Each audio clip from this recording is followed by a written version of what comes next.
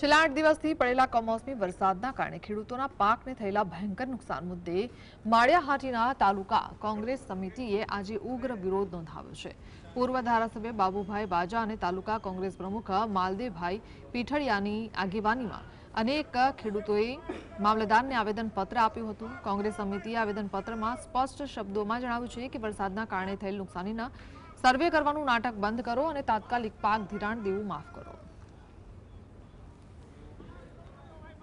જે ધિરાણ માટે 100% મતદાન 100% ધિરાણ છે એ ખેડૂતોને આપવું જોઈએ અને એની સાથોસાથ જે ધિરાણ નથી લીધું એવા 100% ખેડૂતોને પણ એને જે સહાય આપવાની છે એ સહાય પણ આપવી જોઈએ। આજે આપણે જોઈએ તો અત્યાર સુધી જે માવઠા થતા એ ફક્ત ને ફક્ત 1-2 દિવસ રહેતા, પણ આ તો 8 દિવસ રહ્યા એટલે ચારો નાશ થઈ ગયો। માંડવી છે એ પણ એમ કે ઉગી ગયેલ છે।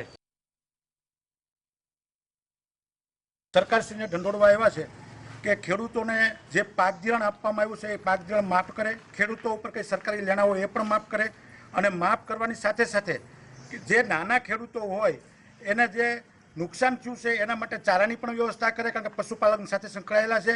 ચારાની વ્યવસ્થા કરે અને આવનારા દિવસોની અંદર ખેડૂતો પોતાની પરિસ્થિતિ દયનીય પરિસ્થિતિમાંથી પસાર થઈ રહે છે ત્યારે ખાતરની પણ અછત ન થાય અને શિયાળુ પાકની અંદર ખાતર પોતર બિયારણ મળી રહે એવી અમે રજૂઆત કરવા માનનીય મુખ્યમંત્રીશ્રીને વાયા મામલતદાર થ્રુ આવ્યા છે।